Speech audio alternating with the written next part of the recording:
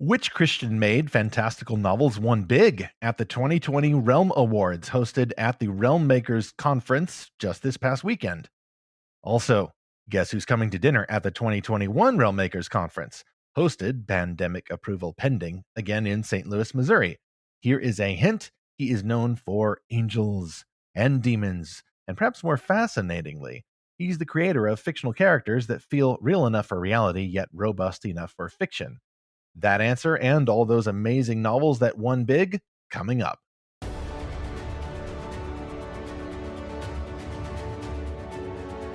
This is Fantastical Truth, the podcast from Lorehaven.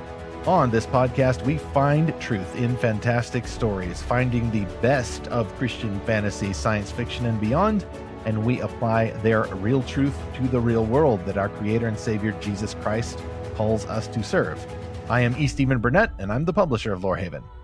And I'm Zackary Russell, but at the Realm Makers Conference, I went by Zackary Russell. And if you're familiar with the podcast, you know I go by Zach. So that was kind of funny to have everyone call me Zackary. But this is episode 25, and it's all about the awards won by the best Christian fantastical books at the Realm Makers Conference. So we're going to cover a lot of really great books, some of which Stephen and I are presently reading or have read or look forward to reading, and we hope you do too.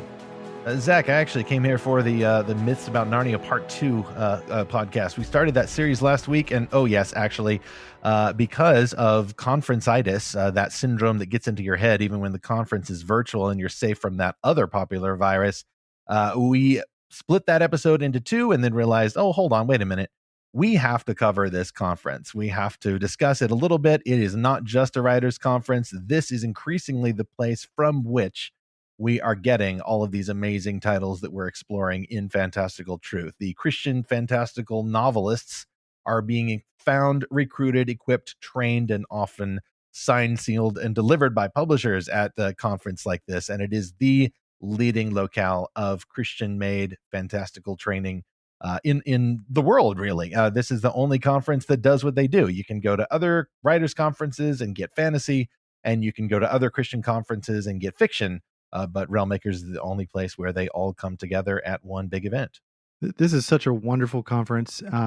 If you're a writer, really consider going to this conference. It's such a fun place to be. I've felt totally at home there, even though I'm still very much a new writer. And, getting to mingle with people that have been doing this their whole lives or that are also new writers, that's been really fun too.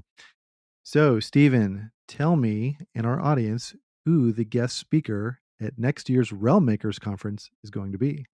This shall be none other than Frank E. Peretti. Yes, that one, not his cousin who writes plumbing manuals, the Frank E. Peretti who writes the Darkness books, or wrote them rather, back in the 1980s. Yes, he's the angels and demons guy, but he's written way more than that. And believe some of y'all are aware that I believe Peretti's best novel is his 1999 thriller, The Visitation. But we also talked about This Present Darkness, actually in Fantastical Truth, episode 9, What If the Armies of Hell Tried to Invade Your Hometown? We had review chief Austin Gunderson join us for that one. And Peretti is coming to Realm Makers. It's going to be in St. Louis, probably in July, probably real this time. And he'll be the keynote speaker there. And of course, plenty of people will be eager to have him sign their books and reveal to them the secrets of the spiritual dimension. I think he'll be doing more of the former and less of the latter, because Peretti is a genius, fantastical writer. He speculated about a lot of that stuff, and yet he was able to make it come alive and feel real for many people. I look forward to meeting him. I actually have gotten his autograph by way of Realm Makers founders Scott and Becky Miner. He was in San Antonio last fall, Zach, for another conference, and I think they got to know him a bit down there, and probably helped to net this particular recruit for Realm Makers 2021. Awesome. Well, this year our keynote speakers were N.D. Wilson, Thomas Locke, and C.J. Redwine. There was a really cool moment during N.D. Wilson's talk where one of his themes was, I write fantasy because I am a fantasy creature, and I live in a fantastical world already. So I'm not writing fantasy to escape to another world. I'm writing fantasy to reflect the fantastical things about this world. Amen. Yeah. Mm-hmm. And I love this one thing he said, Stephen, where he says, I have a key in my pocket that I can put it into a metal box, which creates miniature explosions that move me around. Just thinking of all the wonderful things and inventions and truths about this world, and whether it's technological or scientific or just conceptual, just so many amazing things that God has made in this world, that really fantasy is a reflection of all those wonderful things. Zach, that is such a Lewisian thought, as in C.S. Lewis, and not just him, but it's really a biblical thought to look at the world. And even as a realist, even as a grown up who doesn't expect to get certain things just because you pray a certain way or think a certain way, this isn't some kind of prosperity idea, but you can look at the world and realize, wow, this really is a place of wonder.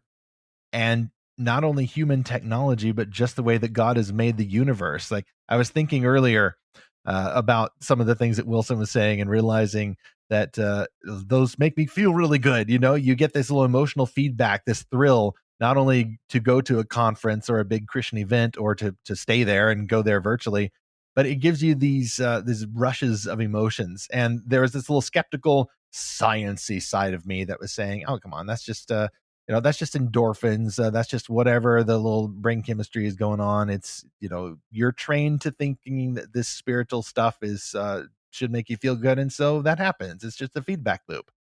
But then here comes in that style of thinking. It realized, wait a minute, okay, yes, this is neurochemistry. This is a feedback, in my brain. I realized, but I've got in my brain magic chemicals that automatically release and that help me to feel this way in response to ideas and experiences and memories and truths. And isn't that itself just a magical concept, that you get to have imagination and truth in this same miraculous instrument called the brain, which grew from single cells into this incredible organism that allows us to interface with reality. And that is all due to the credit of God, the creator, who has given magic potions in our brains, some of which we don't even know about. Yeah. And I love how his whole point is we are all writing fan fiction of God's story, because God is the one that's creating the ultimate fantastical tale. And we're just making little reflections of that. So that's a little picture for you, listener, of the Realm Makers Conference. It was so amazing, so inspirational. Even if I wasn't a writer, I would have loved to have gone to this conference and just thought about all the ways that imagination and truth and the Bible and fantasy and science fiction and living in this world, just all of those intersect. So we really encourage you to check it out, especially if you're a writer. But we might share more about the conference later and kind of what that looked like, or you can hit us up online and talk to us about the specifics. But let's go ahead and go to our main course, the Realm Awards. So these were the awards given out by Realm Makers to the best Christian fantasy and science fiction novels.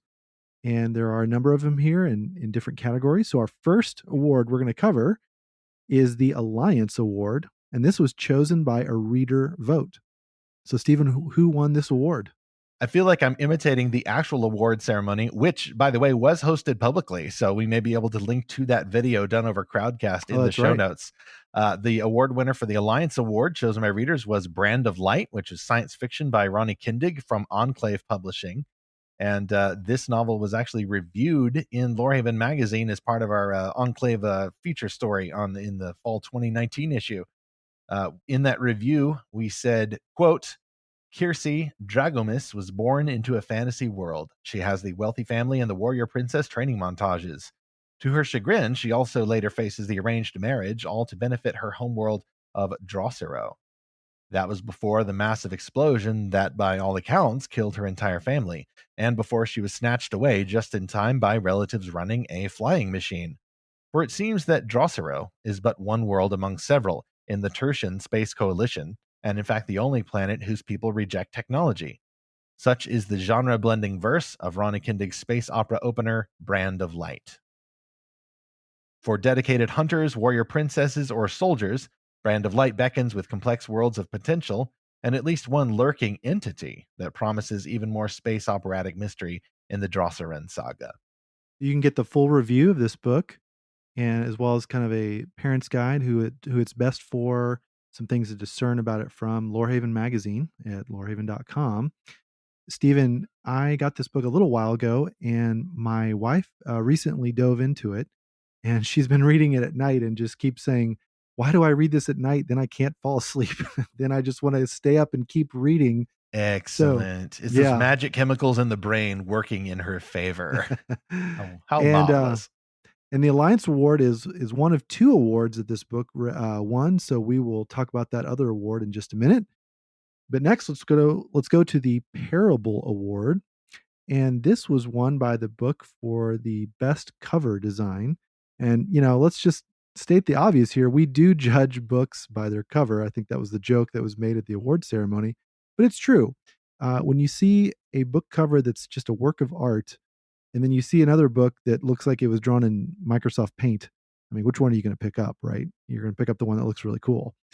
So this was kind of fun. This is not Stephen. When I first started going to Realm Makers and they had this award, I kind of thought it was a joke because of that saying, don't judge a book by its cover.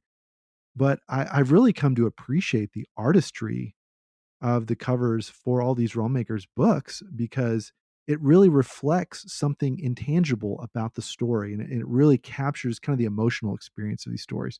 Anyway, I don't need to pontificate about that. But who won this award, Stephen? This award was won by a book called Heart of the Curiosity by H.L. Burke, with cover by a designer named Austin Lord. By the way, we will feature this cover because this is podcast. You can't actually see stuff, and we'll have all these covers and links in the show notes released along with this episode. You can look at this cover and see exactly the type of story that you're getting. You don't even need to read the back cover, but we're going to read that anyway. Quote, "The secret lies with the heart.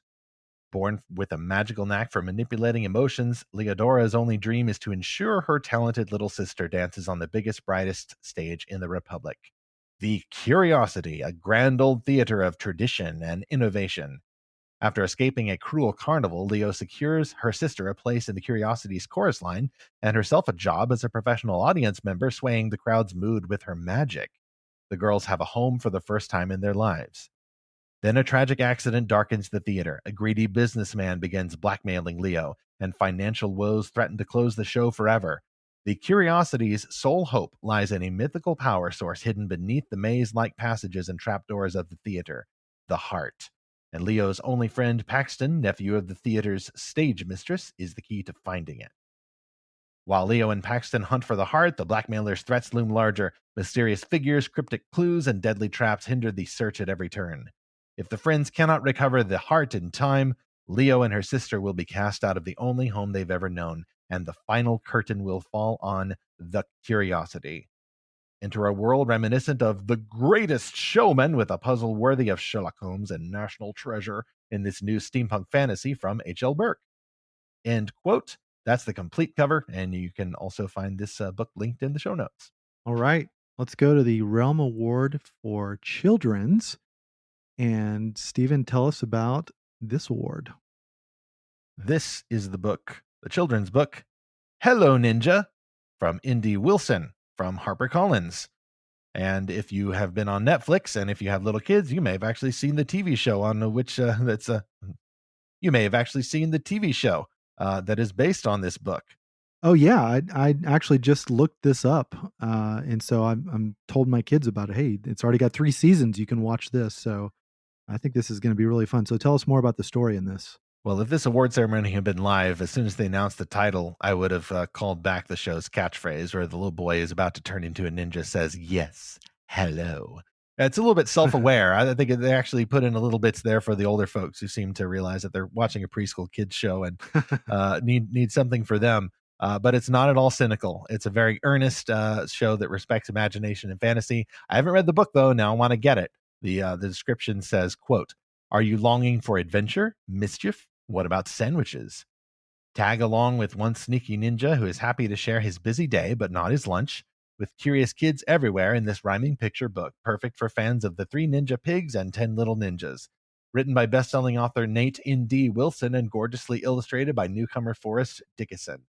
Perfect for reading aloud and shared story time." End quote. Now, this will be fun for my kids. One of my kids, we call her, well, she's kind of a ninja, but we always joke that she throws smoke bombs, because she's kind of our one truly introverted kid, and so she'll just disappear at times. We're like, "Where'd she go? Oh, she threw a smoke bomb." Boosh. So there we go. The next award, the next Realm Award, is for middle grade books, and this was won by Iggy and Oz, the Plastic Dinos of Doom by J.J. Johnson from Dark Side Geeks. J.J. has a fun podcast called Two Dads and a Joke. So a really great guy, and just north of here from Oklahoma. So I won't hold that against him. You know, I am a Texan at heart. So hey, we have a little rivalry there. But the Plastic Dinos of Doom, Stephen, tell us about what this is about. Well, we have not yet reviewed this one, but we have heard great things about it. Scott Miner, who's the co-founder of Realmakers, when he announced the award, did a dramatic reading, an excerpt from the book. There was much barf and there was much grossness and things that presumably middle grade students would really just eat up. Oh, hopefully not literally, though. This is the story description. Quote, Iggy Risner is your typical wisecracking 12-year-old. When his younger brother Oz wakes him in the middle of the night claiming he heard a monster in the attic, Iggy takes him upstairs to prove him wrong. But instead of a flesh-eating beast, they discover hundreds of their plastic toy dinosaurs that have mysteriously come to life. When the dinos escape the attic and start terrorizing young kids in the neighborhood and trampling flower beds, somehow Iggy, Oz, and their friends must catch the plastic dinos of doom before the damage escalates. But what do you do when your parents doubt your story and a group of clueless neighborhood bullies stand in the way? For Iggy and Oz, catching the little beasts may prove to be easier said than done. End quote. That sounds like a lot of fun, and I kind of want to read it even though I'm technically no longer in the middle grade. Yeah, this sounds like if you like the Lego movie, you'd probably like this book. It a similar sort of feel to it. All right, the next Realm Award was for fantasy. So this is for all fantasy. And this was won by Emily Hayes from Hayes Publishing, who wrote Seventh City. And this is actually one of two awards this book has won. So we'll tell you about that second award in a minute. But Stephen, why don't you tell us about this book? Well, we need to review this one too, do we not? Until then, we have the back cover, from which I'll excerpt here, quote, and quote within a quote. Let me tell you a story that happened so long ago that only the hills and rivers can remember the time. All her life, 13-year-old Maki has heard tales of the legendary City of Gold buried deep in the northern frontier. But when her village is burned and her brother captured by cruel invaders, the legend becomes desperately real. Armed with a wolf dog and a heart of courage, Maki sets out on a journey that will demand all her strength and cunning. She's determined to bring her brother home at all costs. Yet as her quest leads her deep into a wilderness of ancient dangers, Maki realizes that even for her, some prices are too high to pay. End quote. And disclaimer, we don't have a pronunciation guide for any of these except the book by Ronnie Kindig. That was the first book we mentioned that won the Alliance Award, Brand of Light. So I may be mispronouncing that there. I tried to say Maki, but it could be Maki, which is also the rebellious faction from Star Trek back in the 1990s. So I kind of like Maki, and I also really like the cover for this book, Zach, because it has on it Aurora Borealis, the Northern Lights, and apparently there is quite the Alaskan frontier flavor to this fantasy novel. Yeah, it looks really, really cool. There was something really interesting Emily said during the awards. I wonder if you caught this, Stephen. So her book is independently published. So she's not published by like a traditional book publishing house. And something that's really unique about Realmakers is that they allow any books to be entered, not just ones that are from one of these big publishers. And this is not true of a lot of award ceremonies. And so it really levels the playing field between a lot of authors. She seemed totally blown away by these awards and just the fact that she could even be entered in this. And so I really love that about Realmakers, that it really celebrates traditionally published and independently published authors equally. And so that was really cool to see her speech. Our next Realm Award is for science fiction. So here we go. Who do you think won this but Ronnie Kindig from Enclave Publishing for Brand of Light? So that was her second award. Congratulations to you, Ronnie, for winning that. And it's been really fun, like I said, watching my wife read this book, and I will be diving into it after her. Next is the Realm Award for Young Adult, YA. This was won by Mary Weber, who wrote To Best the Boys. And this is published by Thomas Nelson HarperCollins. I haven't read this one yet, But Stephen, why don't you tell us the plot summary? I fetched this one from the back cover as well, which says, quote, every year for the past 54 years, the residents of Pinsbury Port have received a mysterious letter inviting all eligible aged boys to compete for an esteemed scholarship to the all-male Stemwick University. The poorer residents look to see if their names are on the list. The wealthier look to see how likely their sons are to survive. And Ren Toller opens it to see if she can derive which substances the ink and parchment are created from, using her father's microscope. In the province of Caldon, where women train in wifely duties and men pursue collegiate education, 16-year-old Ren Toller wants nothing more than to become a scientist. As the poor of her seaside town fall prey to a deadly disease, she and her father work desperately to find a cure. But when her mom succumbs to it as well, Ren decides to take the future into her own hands through the annual all-male scholarship competition. With her cousin Selene by her side, the girls don disguises and enter Mr. Holmes' labyrinth to best the boys and claim the scholarship prize. Except not everyone is ready for a girl who doesn't know her place, and not everyone survives the deadly maze. Welcome to the labyrinth. End quote. I am seeing a slight tone of female empowerment in this description there. A little STEM or STEAM, whatever. It'd be funny if it was steampunk, like science, technology, education, art, and math. That's right. That's the M there. I'm a boy. I got bested. I didn't even went blank there on what the M stands for in STEAM. Math. But yeah, that book sounds like it has some parallels with Mulan. So sounds like a cool book. Mary's awesome. So I know that this will be a very entertaining read. The next category for Realm Award is for debut novel. So for an author's first book to be published. And the winner for this was Furion's Fire by Emily Jeffries from Sheepgate Press. So Stephen, tell us about this book. The back cover reads, quote, the week of her wedding, Lady Tessamine Kenyon is jilted by her betrothed, Prince Lyndon. Left utterly humiliated, Tess betrays a tightly guarded secret to an enemy spy, a decision that throws the Dion of Glademont into chaos. Hunted by bloodthirsty mercenaries, Tess flees into the Hinge Forest. There, with the help of a wild owl and a 200-year-old bear, Tess begins to unlock the forgotten mysteries of her people. Deep in the woods, the spirit of a long-dead dryad awaits the next thane of a fierce weapon.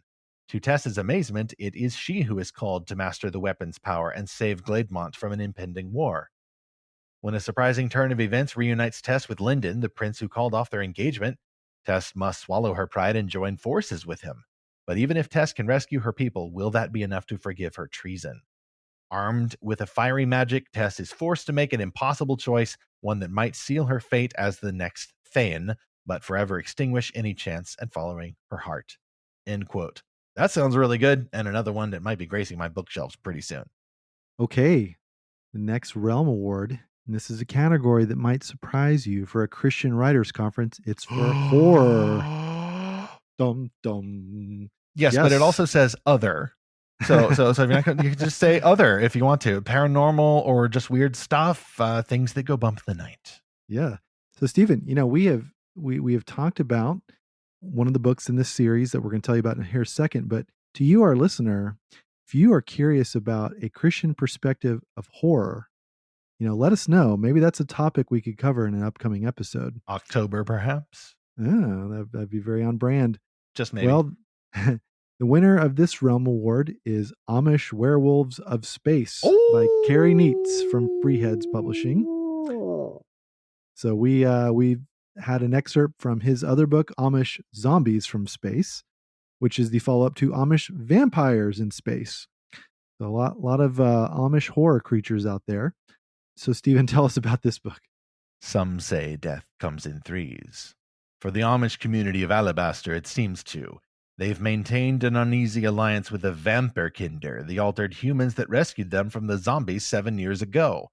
But after several vicious attacks, nighttime slaughters that could only have been perpetrated by the Kinder, the union of the two peoples is shattered.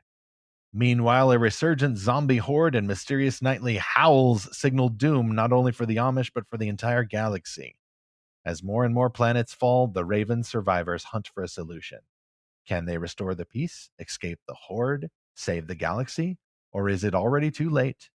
end quote. And this is book 3 of the Perils in Plain Space series from Carrie Neetz. Famously begun by Amish vampires in space, continued by Amish zombies from space, and now concluded, it seems, in Amish werewolves of space. So you have to switch the monsters out and then change it from in, from, and of. That's how the title nomenclature works.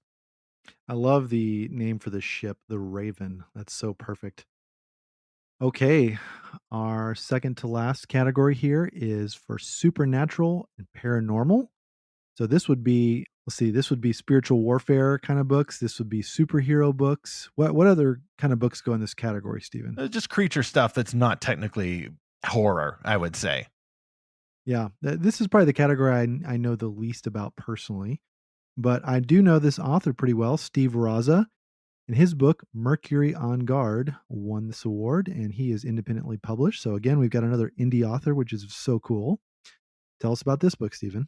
Well, Steve Raza also helps us out with the Lorehaven Book Clubs group on Facebook. It's been a bit dormant lately while we figure out what's going on with the pandemic, but hopefully we'll get that started up soon to discuss titles like this one by Steve himself, as well as all the others. From the back cover, quote, Mercury Hale is not a hero, not in his mind.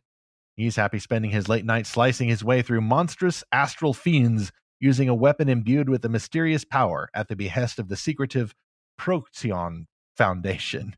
It's a strange way to earn a paycheck, but hey, he's good at it. The problem is things are getting worse. More attacks, more public exposure, none of which Procyon wants. When he tries to get to the bottom of the mess, Mercury is confronted by a tightly guarded secret about Procyon, its true purpose, and what that means for the fate of the world. Worse, Mercury is not who he thinks he is, and he's not alone. End quote. All right, our final Realm Award is for Book of the Year, and this is chosen from all the winners. So this book was Seventh City by Emily Hayes. So way to go, Emily, for winning that second award.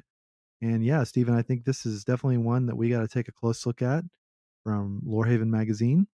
Okay, so at the award ceremony, there was an interesting quote from a book judge that the MC read to us. So why don't you tell us what the book judge said? Quote, it is a great pet peeve of mine that publishers believe every great book must capture you from the start. How completely expected, modern, and lazy that thought is. This book is a perfect example of that not being true. Some stories, and often the best, take time to unpack. End quote. Oh, I love that. I am totally a fan of slow burn stories and movies and books. I can think of so many off the top of my head that I really like in that category. So that really gets my interest right there. So that was awesome. Way to go to all the winners.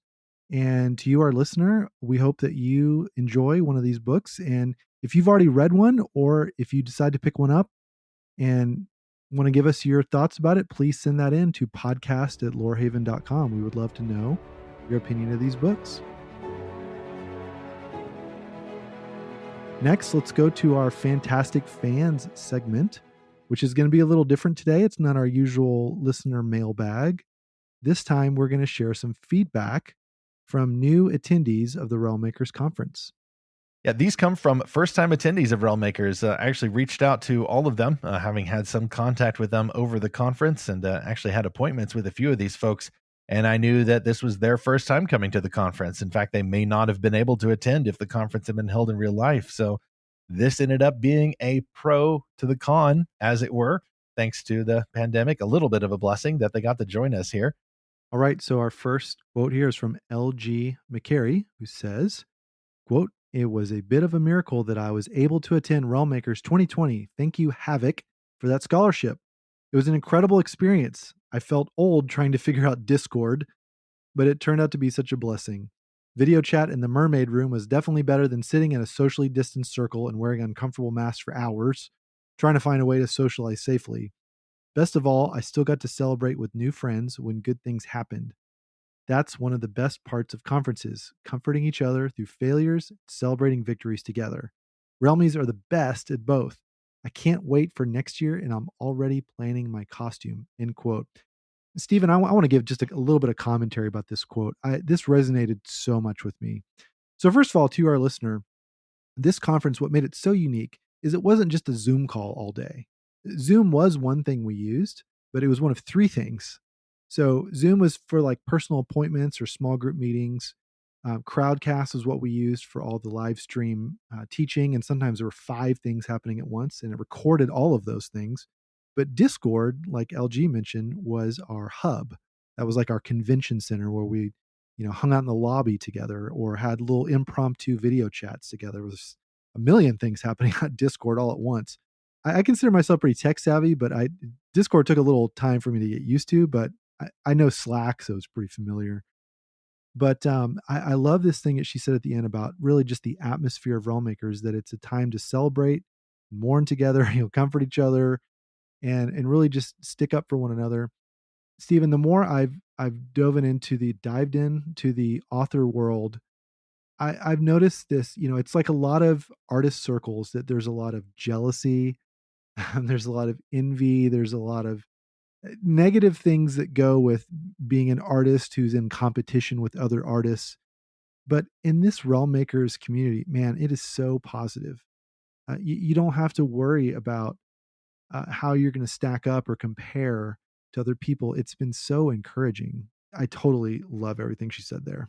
And I hope to heaven that continues, especially as the conference grows, as it must, and as we gain more folks and connect more circles of Christian creators of these kinds of stories out there.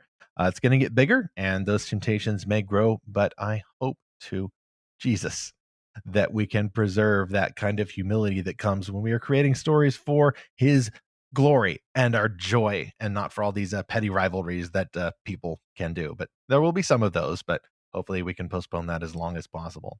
The next quote comes from Philip Wilder. He told me, quote, "I loved attending Realmakers 2020. The people were very welcoming, friendly, and down to earth. I made many new friends despite the fact that the entire conference was online. I also got the chance to play several games with others online. I even regained my passion for writing fiction and was able to get some great feedback on a new novel idea I've been rolling around in my head. Attending the conference online made me much more excited to attend an in-person Realmakers conference.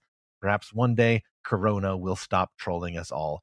End quote. And Maranatha, may Christ return and Corona end, whichever comes first. Yes. All right. Our third story or quote here is from Kristen Aguilar. I hope I'm saying that right. She says, quote, "I heard about the Realmakers conference last minute when a friend invited me to go. Held virtually this year, I was able to register right before the conference started, and I never looked back. Realmakers is in a class all by itself. The people were friendly, fascinating, and fun. Even virtually, Realmakers went above and beyond to foster community and to encourage engagement with an immersive, positive experience. Whether it was branding, marketing, how to conduct media interviews, or how to take your writing or screenwriting to the next level, there was a plethora of incredible speakers and events packed into 3 days. I learned a ton. Plus, I went into the conference with one new friend and left with many more. Overall, a great experience." End quote. Yeah.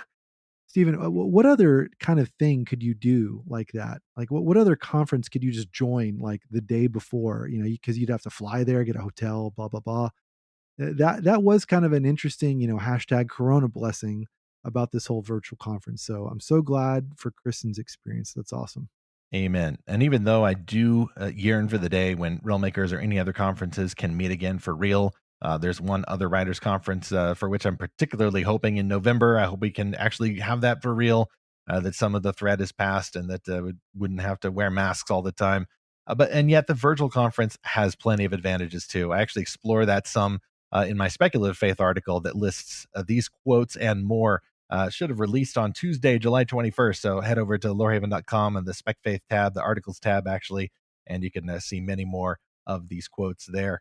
Some shared, on the server or on the conference page that I was able to copy with permission, and then some just shared directly with me, including our final one here from Robert Sloan, and he says, quote, "My first experience at a Realmakers conference was this year's pandemic edition, and I'm very pleased with it. The quality of the panels, the keynote addresses, and the pitch and mentoring sessions were excellent. And after years of going to various kinds of professional conferences, I confess they were truly better than I expected, by a lot.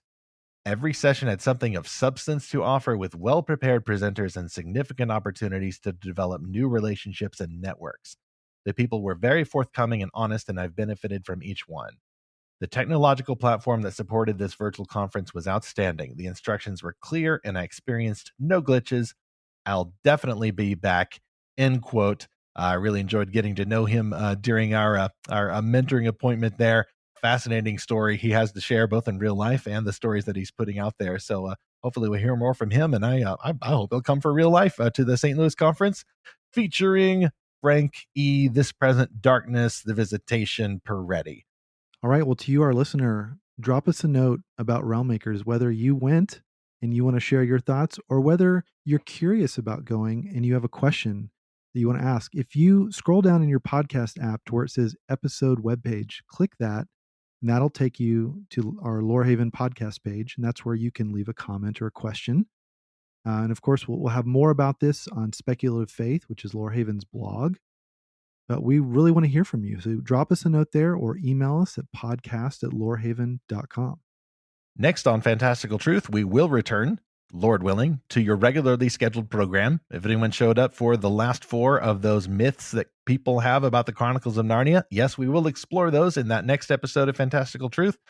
From Susan in the Last Battle, meaning that Lewis kind of sort of hates women, to Emmeth in the Last Battle, clearly meaning that Lewis wanted everyone to go to heaven and thought that they would, to the idea that the Chronicles are allegories, to the idea that they are safer for children than other stories. We will cover all of those and have a lot of fun doing so. Meanwhile, we're going to exit this episode with a quote from none other than one of the keynote speakers at Realmmakers this year, N.D. Wilson, who said, quote, "Work to be faithful as a sub-creator, but first, be a faithful fantasy character in the fantastical world you live in," end quote, as we continue to seek and find fantastical truth.